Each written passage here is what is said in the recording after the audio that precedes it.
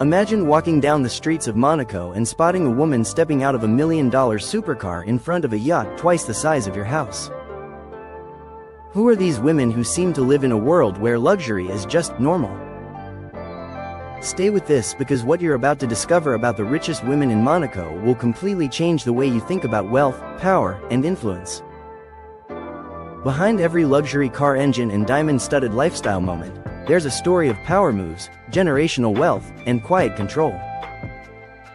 These women rarely make headlines, yet they shape the invisible economy of Monaco. But how did they build fortunes that rival small countries? And what really happens behind those private marina gates? Let's start with one of the most discreet billionaires in the world, Tatiana Casiraghi. She inherited her fortune after her family sold their stake in a Brazilian beer empire for billions. Yet she doesn't flaunt it the way you'd expect. Instead of private jets on Instagram, you'll find her investing quietly in art, rare properties, and family-owned ventures. It's a subtle kind of power, one that doesn't need to shout. But there's a twist. In Monaco, subtlety often hides the biggest fortunes. While most people associate Monaco with fast cars and casinos, the real money is made behind closed doors. Tatiana isn't alone. Take Caroline, Princess of Hanover. She's old Monaco royalty, connected to dynasties that have controlled European wealth for centuries. Her portfolio is a mix of royal assets, land, and private equity holdings worth hundreds of millions. Yet she still walks through the streets of Monte Carlo with the calm confidence of someone who knows power isn't about noise, it's about control. And then, there's Charlene, Princess of Monaco. A former Olympic swimmer from South Africa who married into royalty. Her transformation from athlete to billionaire duchess is one of the most fascinating shifts in modern elite circles.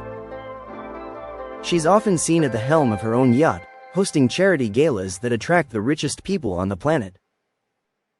But beneath the glamour lies strategy. Every public appearance is a calculated move that builds influence within Monaco's ultra-rich network. Monaco isn't just a country, it's a fortress for wealth.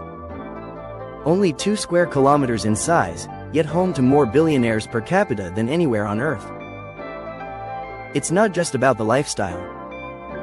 It's about access. Access to the right circles, to private deals, and to financial structures that protect wealth for generations. And the women of Monaco have mastered that art in silence. Here's something most people don't realize. While the men of Monaco often grab headlines with car collections and casino ownerships, the women often hold the keys to family trusts and real estate portfolios worth billions. They control assets that can't easily be traced or taxed.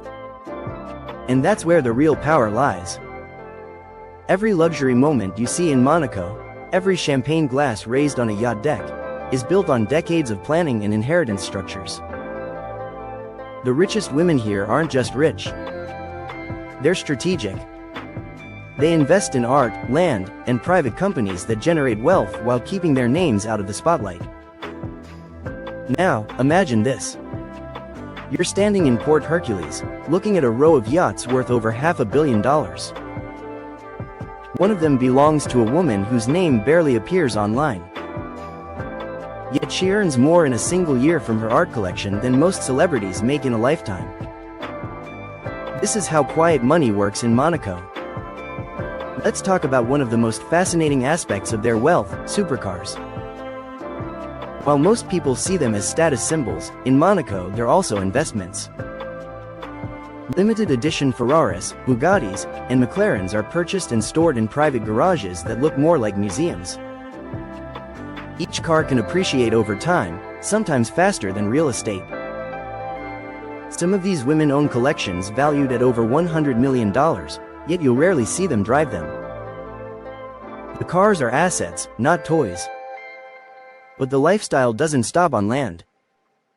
Monaco's marina is a floating empire. Some of the richest women in the world own yachts longer than football fields, each one customized to their taste. Gold-trimmed interiors, personal spas, even private helipads. Yet what's fascinating is how they use these yachts. Many of them are rented out under shell companies, earning millions in passive income each summer.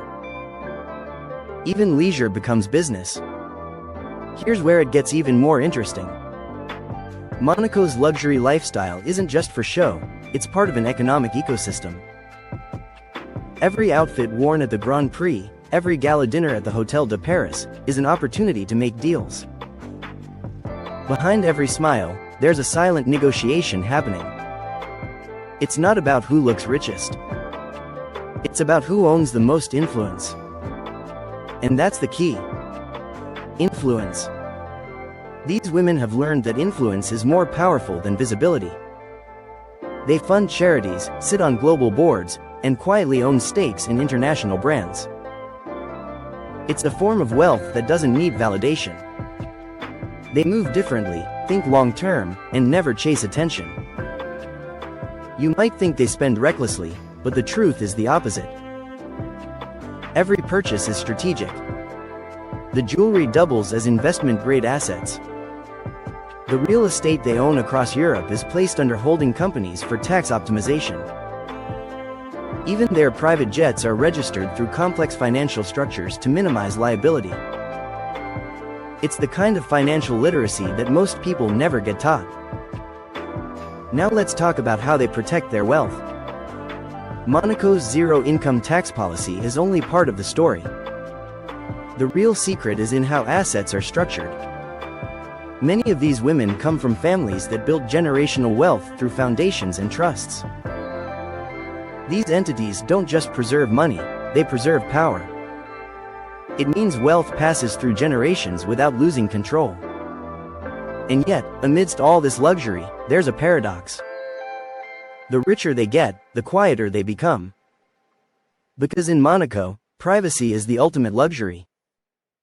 The less people know about your wealth, the safer and more powerful you are. This mindset creates a world where everything looks effortless, but behind the scenes, it's a symphony of lawyers, accountants, and strategists working to maintain the illusion of simplicity. The real power players never need to prove they're rich.